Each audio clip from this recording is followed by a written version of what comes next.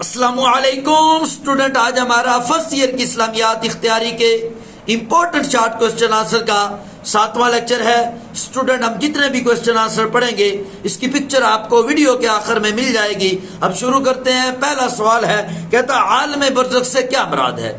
عالم برزخ سے کیا مراد ہے؟ تو جواب پڑھتے ہیں، دنیا اور آخرت کے درمیان، دنیا اور قیامت کے درمیان ایک اور عالم ہے، ایک اور جہان ہے، ایک اور مقام ہے جس کو عالم برزخ کہتے ہیں۔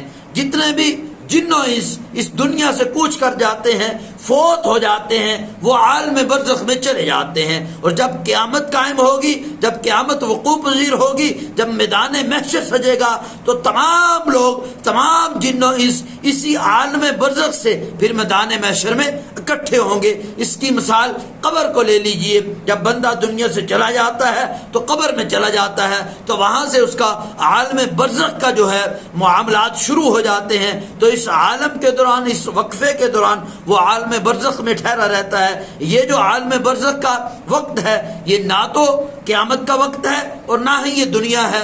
دنیا اور آخرت کے درمیان کا یہ جو وقفہ ہے، اس کو عالم برزخ کہتے ہیں۔ اس میں انسان کے ساتھ جو معاملات ہوتے ہیں وہ اس کے اعمال کے مطابق ہوتے ہیں۔ جیسے اعمال ہوں گے ویسا ہی اس کے ساتھ سلوک کیا جائے گا۔ ٹھیک ہے جی۔ قیامت، آخرت اور دنیا کے درمیان کا جو عالم ہے اس کو عالم برزخ کہتے ہیں۔ اور اس میں کیا ہوتا ہے، یہ قیامت اور جو ہے دنیا کے درمیان کا ایک وقفہ ہے۔ اس میں انسان کے ساتھ اس کے اعمال کے مطابق جو ہے اس کو سزا یا جزا ملتی ہے۔ اصل حساب کتاب، فائنل فیصلہ تو قیامت کے دن ہوگا، لیکن اس دوران بھی بندے کا جو ہے وہ جزا سزا شروع ہو جاتی ہے۔ ٹھیک ہے جی۔ آگے ہے جی، کہتا حج کا لغوی اور اصطلاحی مطلب بتانا ہے۔ حج کا لغوی مطلب ہوتا ہے قصد کرنا، ارادہ کرنا یا پھر زیارت کرنا۔ ٹھیک ہے جی۔ حج کا لغوی مطلب ہوتا ہے قصد کرنا، ارادہ کرنا اور جو ہے زیارت کرنا۔ حج کا جو اصطلاحی مطلب ہے وہ ہے 8 ذو الحجہ سے لے کر 13 ذو الحجہ تک۔ ٹھیک ہے، 8 ذو الحجہ سے لے کر 13 ذو الحجہ تک مخصوص مقامات کی زیارت کرنا اور مناسک حج ادا کرنا حج کہلاتا ہے۔ ٹھیک ہے جی۔ کیا ہے؟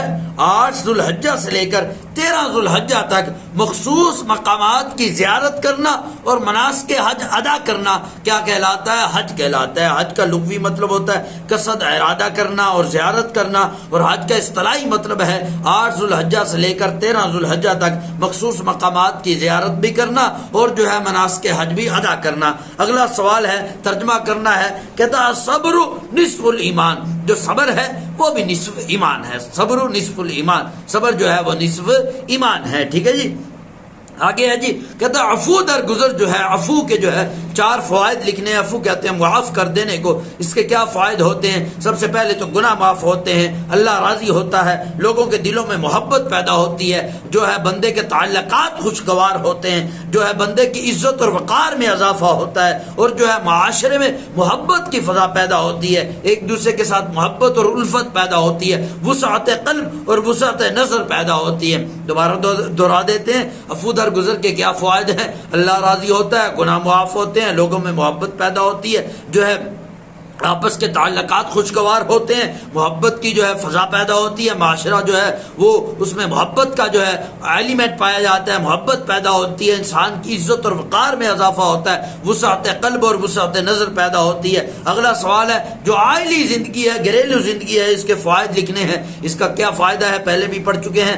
افزائش نسل ہوتی ہے، نسل کی بقا ہوتی ہے، نسل کی پرورش ہوتی ہے، اولاد پیدا ہوتی ہے، یہ نسل کی بقا ہے۔ آگے اس کی تعلیم و تربیت ہوتی ہے، یہ بھی عائلی زندگی کا فائدہ ہے۔ نفسی جو خواہشات ہیں، جنسی خواہشات جو ہیں، جو سیکشول ڈیزائر ہیں، وہ بھی انسان کی حلال طریقے سے پوری ہوتی ہیں، انسان گناہوں سے بچ جاتا ہے، جو ہے ایمان کی تکمیل ہو جاتی ہے۔ یہ سب فائدے کس کے ہیں؟ عائلی زندگی کے ہیں۔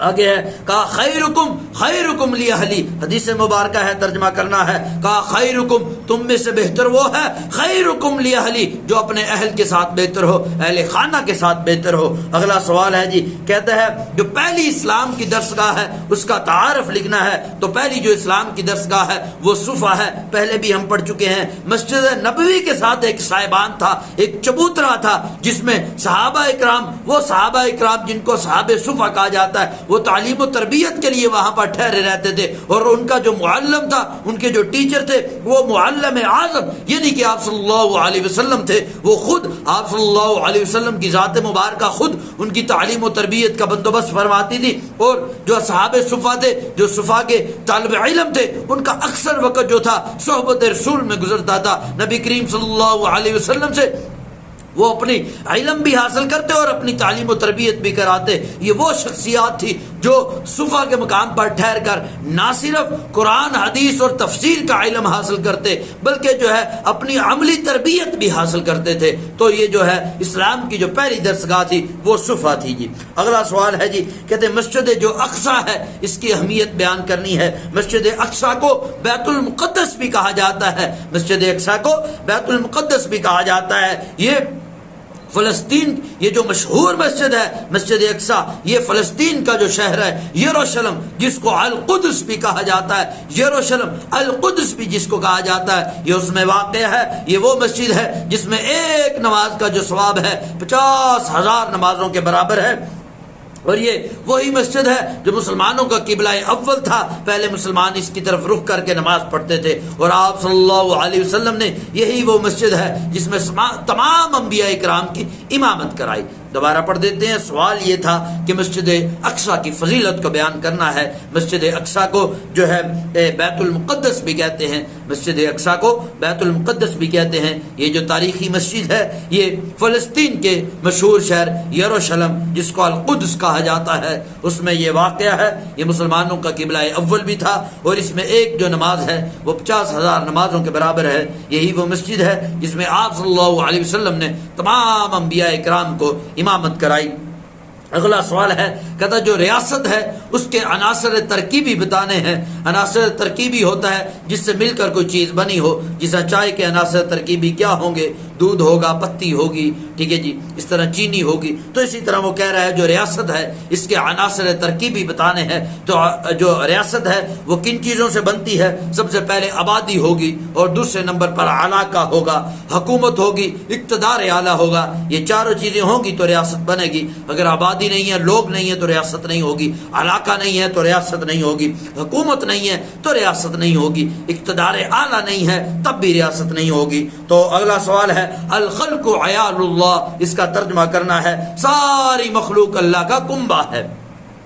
الخلق عیال اللہ، الخلق عیال اللہ، تمام مخلوق اللہ کا کنبہ ہے۔ آگے ہے جی خراج کی وضاحت کرنی ہے، خراج کی وضاحت کرنی ہے۔ تو جو غیر مسلم اسلامی ریاست میں رہائش پذیر ہوتے ہیں، جو غیر مسلم اسلامی ریاست میں رہائش پذیر ہوتے ہیں، ان کو جو زمین پر ان سے جو ٹیکس لیا جاتا ہے اس کو خراج کہتے ہیں، ٹھیک ہے جی۔ دوبارہ دہرا دیتے ہیں، وہ غیر مسلم شہری جو اسلامی ریاست میں رہ رہے ہوتے ہیں ان کی زمین سے ان پر جو ٹیکس لیا جاتا ہے اس ٹیکس کو خراج کہتے ہیں۔ یہ ان کی جو ہے نصف پیداوار، اس کی جو شرح ہے نصف پیداوار ہوتی ہے۔ شرح کیا ہے؟ نصف پیداوار جو ہے یہ بطور ٹیکس لی جاتی ہے، یہ ان غیر مسلموں سے لی جاتی ہے جو اسلامی ریاست میں رہائش پذیر ہوتے ہیں۔ یہ ہم نے پہلے بھی پڑھ چکے ہیں۔ آگے ہے جی کہتا تبلیغ کی جو ہے شرائط لکھنی ہے، کوئی سی 4 شرائط لکھ دیں۔ 3 شرائط تو قرآن پاک میں بھی ہیں کہ جب بھی تبلیغ دینی ہے تو حکمت کے ساتھ دینی ہے۔ مطلب یہ ہے کہ اگر پڑھے لکھے لوگوں کو آپ تبلیغ کر رہے ہیں جو سیانے لوگ ہیں تو ان کو حکمت کے ساتھ دنائی کی باتیں کریں گے۔ اور پھر دوسرا جو ہے اصول کیا ہے؟ عمدہ نصیحت کرنی ہے۔ اگر عوام ہے ان کو عمدہ نصیحتیں کریں، اس طرح تبلیغ کی جائے گی۔ اگر مناظرہ ہو جاتا ہے، اگر مطلب کوئی اڑیل قسم کا ضدی قسم کا آدمی مل جاتا ہے تو اس سے مناظرہ کرنا ہے۔ یہ قرآن میں تیسرا اصول بتایا گیا، جو مناظرہ کرنا ہے کہا کہ وہ بھی اچھے طریقے سے دلائل کے ساتھ کرنا ہے۔ ایسا نہیں کہ اس کا دل آزاری ہو جائے یا وہ تنگ ہو جائے، تو ایسا نہیں کرنا۔ اس کے علاوہ جو اصول ہیں وہ بھی بہت سے اصول ہیں۔ جب بھی تبلیغ کرنی ہے تو آسان طریقے سے، دین آسان طریقے سے سمجھانے کی کوشش کرنی ہے۔ پھر جو بھی تبلیغ کرنی ہے اس پر عمل بھی ہونا چاہیے۔ جو بھی تبلیغ کرنی ہے اچھے اخلاق سے کرنی چاہیے۔ تو قرآن پاک کے 3 اصول یہ بھی ذکر کر دیں اور اس کے علاوہ باقی بھی ذکر کر دیں، ٹھیک ہے۔ قرآن پاک کے تو ہیں جب بھی تبلیغ کرنی ہے حکمت کے ساتھ، دوسرا کیا عمدہ نصیحت ہے، تیسرا جو ہے جب بھی جو ہے مناظرہ ہو جائے تو اچھے طریقے سے کرنا ہے، پھر جو ہے جب بھی تبلیغ کرنی ہے وہ آسان طریقے سے کرنی ہے، پھر جو ہے تبلیغ جو ہے وہ اچھے اخلاق کے ساتھ کرنی ہے، لباس بھی پاک ہونا چاہیے، پھر جو کہا جا رہا ہے اس پر عمل بھی ہونا چاہیے۔ آگے جی صحابی کی تعریف کرنی ہے، یہ بھی ہم پہلے پڑھ چکے ہیں۔ صحابہ साबिईन जो है, ये साबिईन के लफ्ज़ से सवाल आया था। साबिईन की जो वाहिद होती है वो साबी होती है। साबी उस शख्स को कहा जाता है जो अपना दीन छोड़कर कोई और दीन इख्तियार कर ले। आप सल्लल्लाहु अलैहि वसल्लम के दौर में ये एक बाकायदा फ़िरका था। पहले तो ये मुवहिद थे, तौहीद को मानने वाले थे, लेकिन रफ्ता रफ्ता ये जो है, जब आप सल्लल्लाहु अलैहि वसल्लम दुनिया में आए उस वक़्त ये सितारों की परस्तिश करते थे, तौहीद से हट चुके थे, सितारों की भी परस्तिश करते थे। और इसके अलावा जो है ये जो मलाइका हैं, फरिश्ते, उनकी भी पूजा और परस्तिश किया करते थे। जो मुशरिकीन थे वो भी आप सल्लल्लाहु अलैहि वसल्लम को साबी कहते थे, इस वजह से कि आप सल्लल्लाहु अलैहि वसल्लम ने जो उनके बाप दादा का दीन था उसको नहीं अपनाया था, बल्कि अल्लाह का दीन अपनाया था। तो वहाँ पर ये मशहूर था, जो बंदा अपना दीन छोड़कर कोई नया दीन अपना ले उसको भी साबी कहा जाता था। तो ये साबी की तारीफ है, पहले भी पढ़ चुके हैं। आगे है जी, कहते वर्का बिन नौफल ने आप सल्लल्लाहु अलैहि वसल्लम के अल्फाज सुनने के बाद क्या कहा।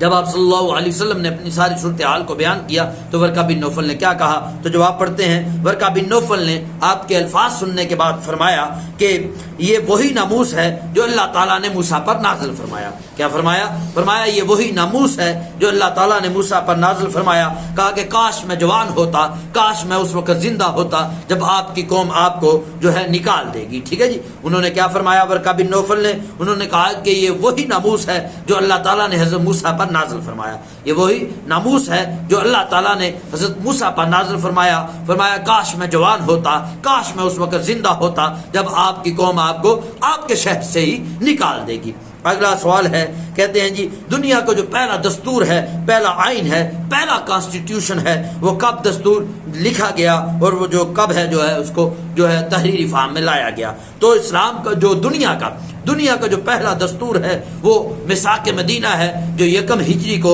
622 ईस्वी को लिखा गया। दुनिया का जो सबसे पहला दस्तूर है जो रिटन फॉर्म में आया, तहरीरी शक्ल में आया, वो 622 ईस्वी को यकम हिजरी को लिखा गया, जिसको मिसाक मदीना कहते हैं। अगला सवाल है, किस गज़वा को यौमुल फुरकान कहा जाता है? गज़वा बदर वो गज़वा है जिसको यौमुल फुरकान कहा जाता है, क्योंकि इस गज़वा में अल्लाह ताला ने मुसलमानों को फतह दी और कुफ़ार को शिकस्त दी। फुरकान का मतलब होता है हक और बातिल में फ़र्क कर देना।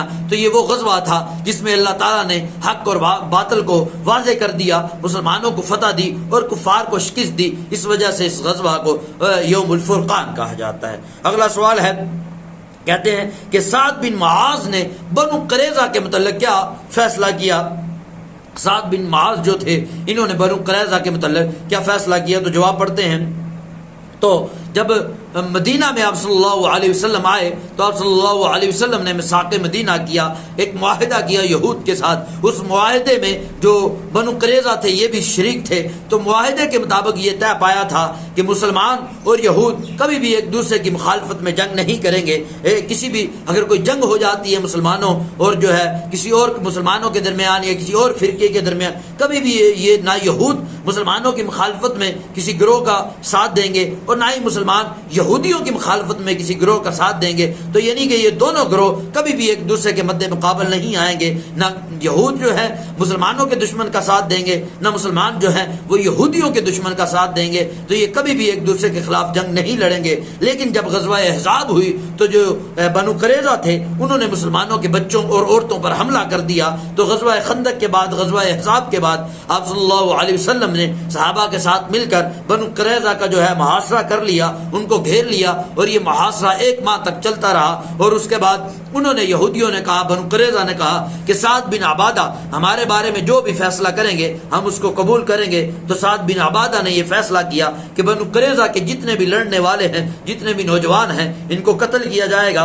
और जितनी भी औरतें और बच्चे हैं इनको कैद बनाया जाएगा और जितने भी इनका जो सामान है वो माल गनीमत होगा। उन्होंने ये फैसला तौरात के मुताबिक किया क्योंकि इन्होंने भी खिलाफ वर्जी की थी मुआहिदे की और मुसलमानों के खिलाफ ये जंग पे उतर आए। मुसलमानों की औरतों और बच्चों पर इन्होंने हमला किया। दोबारा पढ़ देते हैं, जब मुसलमानों ने मिसाक़े मदीना किया, मुआहिदा किया यहूद के साथ, उसमें बनु क़ुरैज़ा भी शरीक थे और इनके दरमियान ये मुआहिदा तय पाया था ये कभी भी एक दूसरे के खिलाफ جنگ نہیں کریں گے، نہ ہی کسی جو مسلمانوں کا گروہ ہے، جو مسلمانوں کا مخالف گروہ ہے، کبھی بھی یہودی اس کا ساتھ نہیں دیں گے، اور نہ ہی مسلمان کسی یہودی جو یہودیوں کا مخالف گروہ ہے اس کا ساتھ دیں گے. تو کبھی بھی مطلب یہ ہے کہ یہ ایک دوسرے کے مقابل نہیں آئیں گے، نہ مسلمان یہودیوں سے لڑیں گے نہ یہودی مسلمانوں سے لڑیں گے. یہ معاہدہ طے پایا تھا، لیکن یہودیوں نے، بنو قریظہ نے اس کی مخالفت کی، بلکہ جب مسلمانوں پر یہ جو کفار نے حملہ کیا، یہ غزوہ خندق جب لڑی گئی تو انہوں نے مسلمانوں کی عورتوں پر اور بچوں پر حملہ کر دیا. تو آپ صلی اللہ علیہ وسلم نے جنگ کے بعد ان کا محاصرہ کر لیا اور 1 ماہ تک محاصرہ جاری رہا. تو یہودیوں نے کہا، بنو قریظہ نے کہا، یہودیوں کے بہت سے قبائل تھے، یہاں بنو قریظہ کا صرف ذکر چل رہا ہے.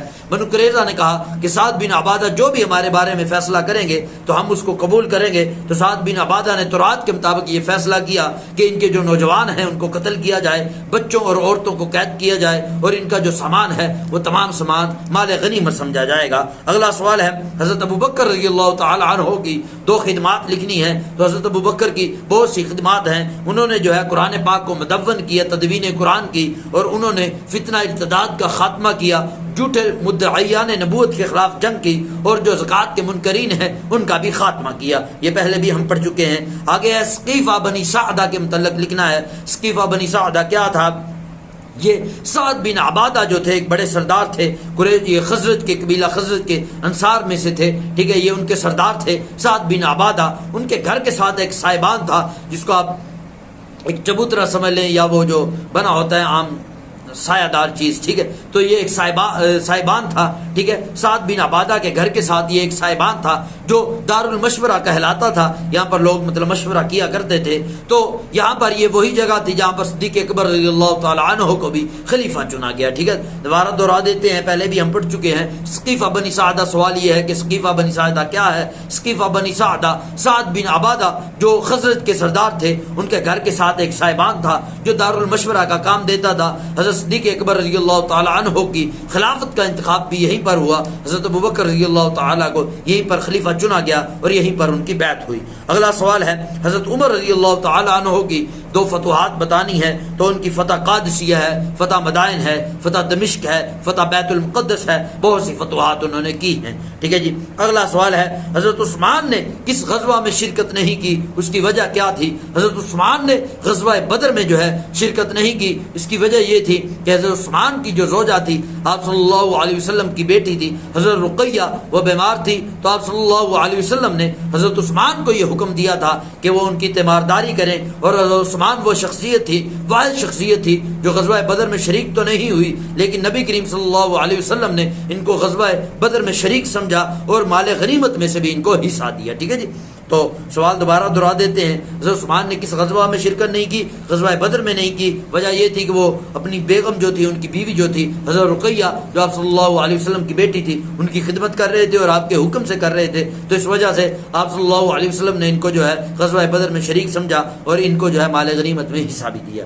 اور اگلا سوال ہے، حضرت عثمان غنی کی شہادت کی کیا ریزن ہے؟ ان کے کیا اسباب ہیں؟ ان کو کیوں شہید کیا گیا؟ ایک تو عبداللہ بن سبا جو منافق تھا، اس کی سازشیں تھیں، اور دوسرا حضرت عثمان پر یہ الزام لگایا گیا کہ انہوں نے قرآن پاک کے نسخے جلا دیے ہیں. حالانکہ انہوں نے جو قرآن پاک کے نسخے جلائے تھے وہ اس کی وجہ یہ تھی کہ امت کو وہ ایک نسخے پر اکٹھا کرنا چاہتے تھے، وہی جو صدیق اکبر نے لکھا تھا، جو آپ صلی اللہ علیہ وسلم پر نازل ہوا تھا. لیکن ایک جھوٹا پروپیگنڈا کر کے ان کو شہید کر دیا گیا اور ان پر یہ الزام لگایا گیا کہ انہوں نے نعوذ باللہ قرآن پاک کے جو نسخے ہیں بلا وجہ جلا دیے ہیں. حالانکہ ایسا نہیں تھا، وہ نسخے دوسرے جلائے تھے جس کی وجہ سے اختلافات پیدا ہو رہے تھے. امت کو ایک نسخے پر اکٹھا کیا، ایک قرآن پر اکٹھا کیا.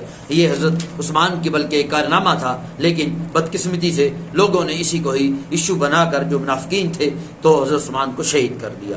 اگلا سوال ہے، کہتا جو تہذیب ہے اس کا لغوی اور اصطلاحی مطلب لکھنا ہے. تہذیب کا جو لغوی مطلب ہوتا ہے وہ ہوتا ہے کاٹ چھانٹ کرنا. تہذیب کا جو لغوی مطلب ہوتا ہے وہ کاٹ چھانٹ کرنا ہوتا ہے، اور تہذیب کا جو اصطلاحی مطلب ہے وہ کسی قوم کے پختہ اور اٹل نظریات ہوتے ہیں جس کی وجہ سے ان کے جو افعال ہیں یا ان کے جو اعمال ہیں وہ وقوع پذیر ہوتے ہیں، وہ جنم لیتے ہیں، وہ ظہور پذیر ہوتے ہیں. ٹھیک ہے جی. بہت آسان ہے. تہذیب کا مطلب ہوتا ہے کاٹ چھانٹ کرنا.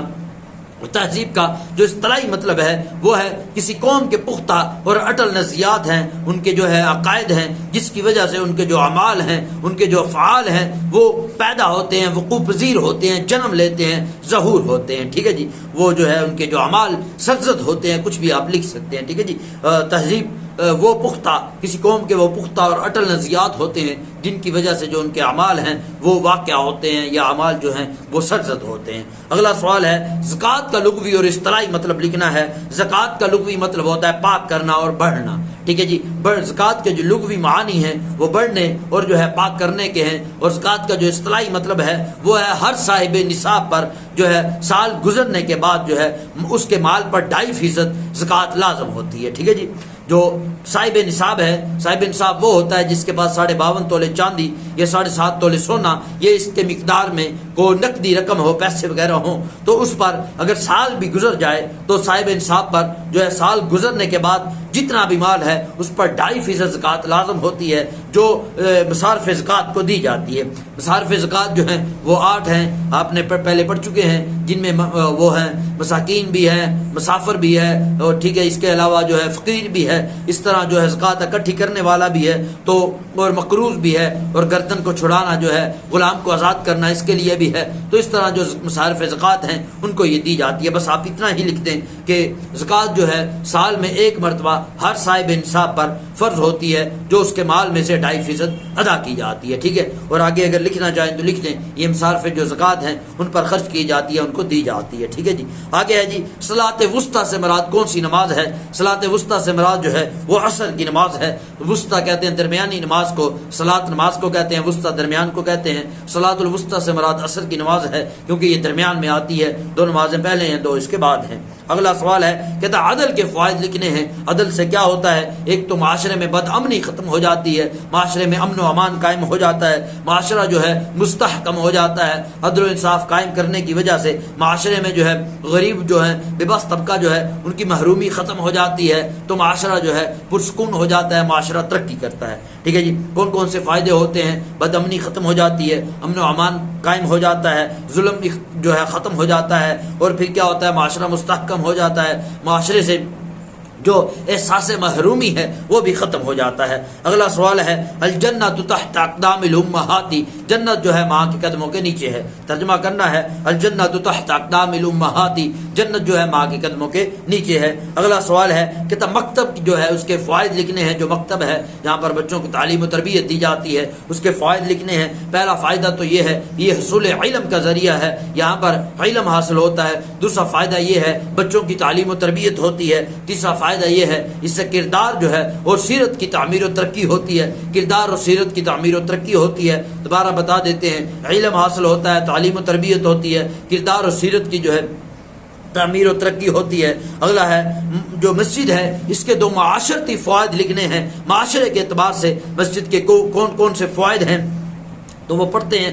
مسجد جو ہے وہ مساوات کا عملی مظاہرے کا جو ہے دست دیتی ہے. جو مسجد وہ جگہ ہے جہاں پر مساوات کا عملی مظاہرہ کیا جاتا ہے، مساوات یعنی برابری کا. یہاں پر امیر و غریب کا فرق ختم ہو جاتا ہے جس سے معاشرے میں استحکام پیدا ہوتا ہے. پھر جو ہے مسجد جو ہے اتحاد اور اتفاق مسجد جو ہے پیدا کرتی ہے. جب لوگ یہاں پر اکٹھے ہوتے ہیں تو ان کے درمیان اتحاد پیدا ہوتا ہے، اتفاق پیدا ہوتا ہے، ایک دوسرے کے دلوں میں محبت پیدا ہوتی ہے. یہ تمام جو ہے مسجد کے فوائد ہیں. اگلا سوال ہے کہتے جو صلہ رحمی ہے اس کے فوائد لکھنے ہیں. صلہ رحمی سے کیا ہوتا ہے؟ ایک تو اللہ راضی ہوتا ہے، گناہ معاف ہوتے ہیں، رزق میں برکت ہوتی ہے، عمر میں اضافہ ہوتا ہے، اور کیا ہوتا ہے آپس میں محبت پیدا ہوتی ہے، رشتہ داریاں مضبوط ہوتی ہیں، خیر و برکت ہوتی ہے. ٹھیک ہے جی. صلہ رحمی سے کیا ہوتا ہے؟ خیر و برکت ہوتی ہے، جو ہے اللہ راضی ہوتا ہے، گناہ معاف ہوتے ہیں، عمر میں اضافہ ہوتا ہے، رزق میں برکت ہوتی ہے، اور آپس میں محبت پیدا ہوتی ہے. اگلا سوال ہے جی یہ ترجمہ کرنا ہے کونوا عباد اللہ اخوانا، کونوا ہو جاؤ عباد اللہ اے اللہ کے بندو،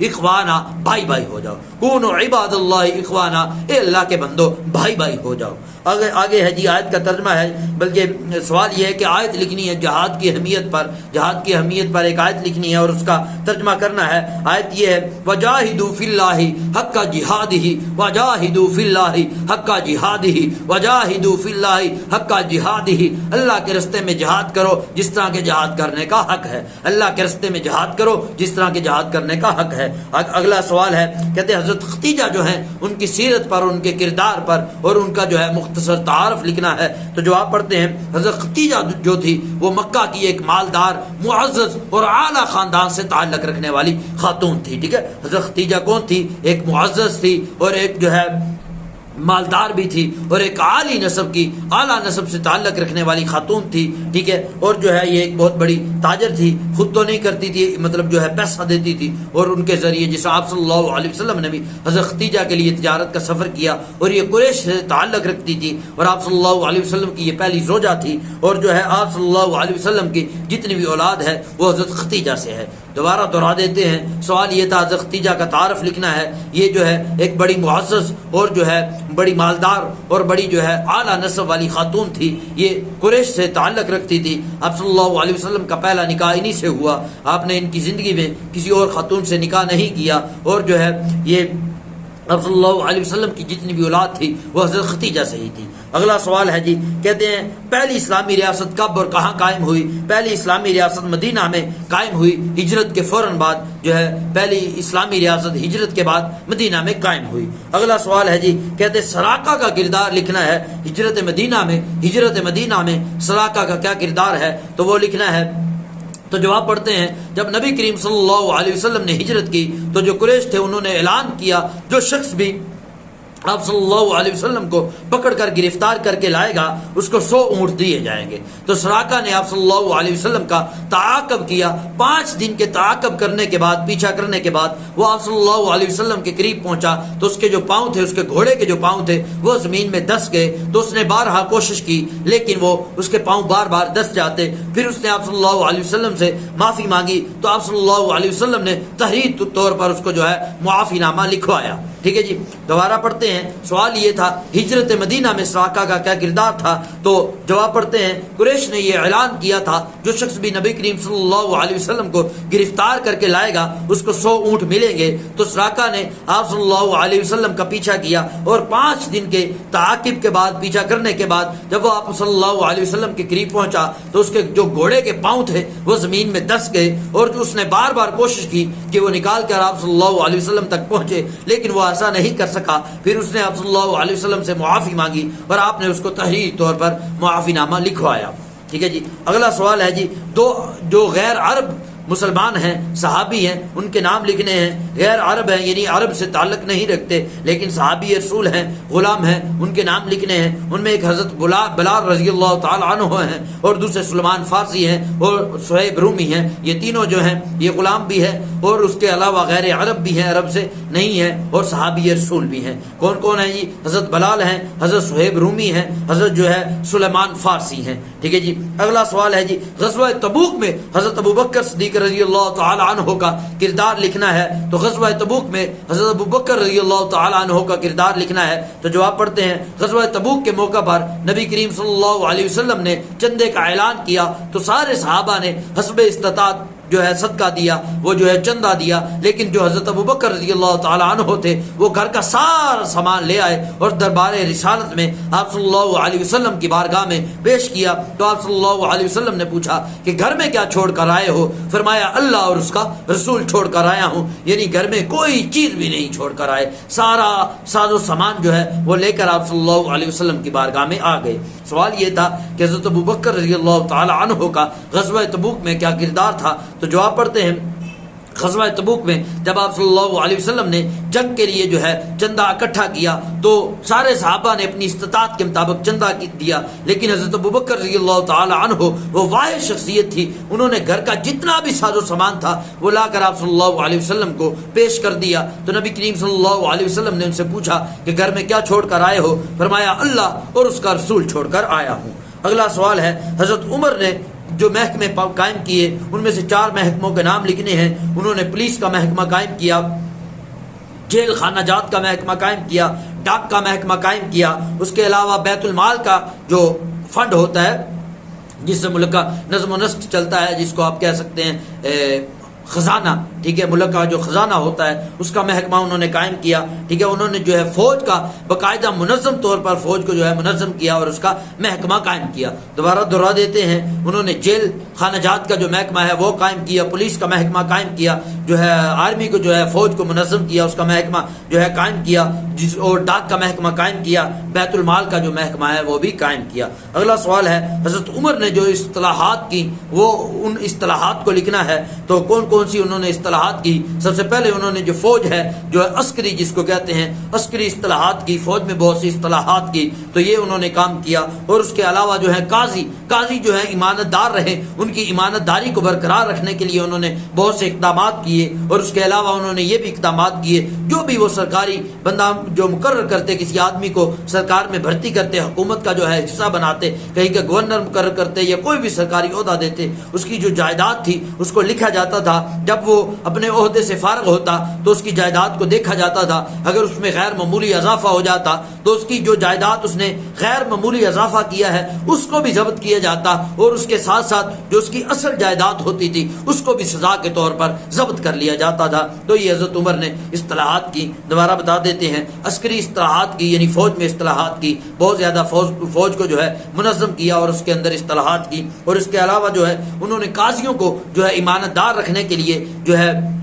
جو عدالت کا محکمہ ہے اس میں بہت سی اصطلاحات کی. پھر اس کے علاوہ جب بھی کوئی بندہ جو ہے اس کو بھرتی کیا جاتا، جو ہے سرکاری عہدہ دیا جاتا، اس کے جو مال و دولت ہے، اس کی جائیداد ہے، اس کا سارا حساب کتاب کیا جاتا، اس کو لکھا جاتا. اگر اس کے فارغ ہونے کے بعد عہدے سے اس میں غیر معمولی اضافہ ہو جاتا تو اس کی اصل جائیداد بھی ضبط کر لی جاتی اور جو اضافہ ہوتا تھا اس کو بھی ضبط کر لیا جاتا تھا. تو سخت سزا دی جاتی جب بھی کوئی بندہ جو ہے کوئی بھی کرپشن کرتا، جو ہے امانت میں خیانت کرتا. اگلا سوال ہے، حضرت علی رضی اللہ تعالی عنہ کی سخاوت کی کوئی مثال دینی ہے، کوئی واقعہ لکھنا ہے. تو جواب پڑھتے ہیں، حضرت علی جو تھے سخاوت کی اعلیٰ مثال تھے. ایک مرتبہ حضرت علی رضی اللہ تعالی عنہ روزہ کھولنے لگے.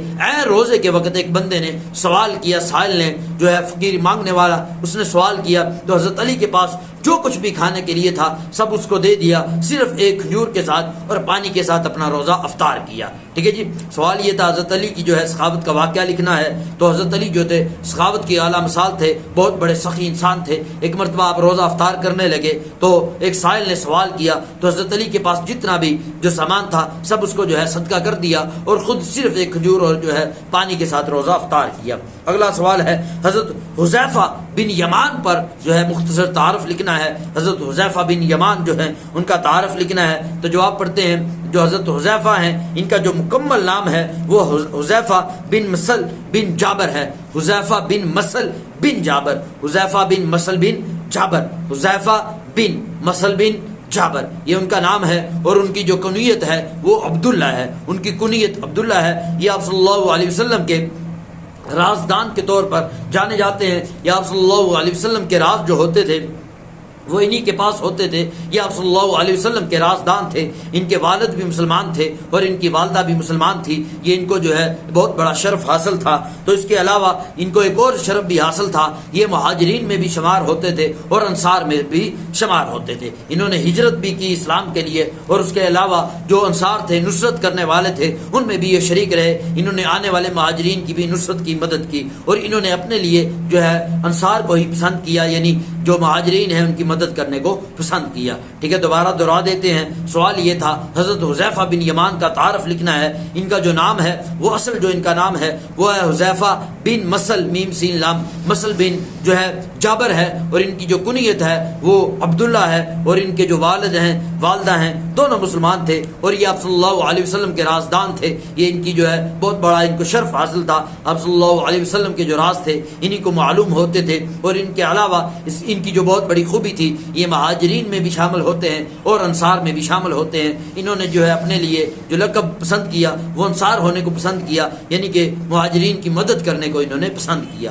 یقیناً جتنے کوشچن آنسر پڑھائے ہیں آپ کو یاد ہو گئے ہوں گے, سمجھ آگے ہوں گے. اگر اس ویڈیو سے آپ کو فائدہ ہوا ہے, اس ویڈیو کو اپنے باقی دوستوں تک بھی شیئر کریں تاکہ ان کو بھی یہ کوشچن آنسر یاد کرنے میں آسانی ہو. میرے جو باقی لیکچر ہیں اردو کے, انگلش کے, اسلامیات کے, ترجمۃ القرآن کے, ان تمام کی پلے لسٹ موجود ہے. بعض کا اسٹوڈنٹ کو لیکچر فائنڈ کرنے میں دقت ہوتی ہے, مشکل ہوتی ہے, آپ میری پلے لسٹ پہ چلے جائیں, وہاں پر کلاس کا نام بھی مینشن ہے, سبجیکٹ کا نام بھی مینشن ہے. جو پلے لسٹ بھی اوپن کریں گے تمام لیکچر ایک سیکوینس میں, ایک ترتیب میں آ جائیں گے. ان سے خود بھی فائدہ اٹھائیں اور اپنے دوستوں کی بھی رہنمائی کریں. اور سکرین پر آپ کو جو کوشچن آنسر نظر آ رہے ہیں, بعض پر ریڈ پینسل سے کراس لگا ہوا ہے, اس کا یہ مطلب نہیں ہے یہ امپورٹنٹ نہیں ہے, بلکہ یہ بھی اسی طرح امپورٹنٹ ہے, اہم ہے جس طرح باقی کوشچن آنسر ہیں. لیکن کراس اس لیے لگا ہوا ہے, یہ میں پچھلے لیکچر میں پڑھا چکا ہوں. اس لیکچر میں وہی کوشچن آنسر پڑھائے ہیں جن پر کراس نہیں لگا ہوا, تو اس لیے اس سے جو ہے دھوکہ نہ کھائیں. تو باقی ویڈیو سننے کا بہت شکریہ, اپنا بہت سا خیال رکھیں. اللہ حافظ.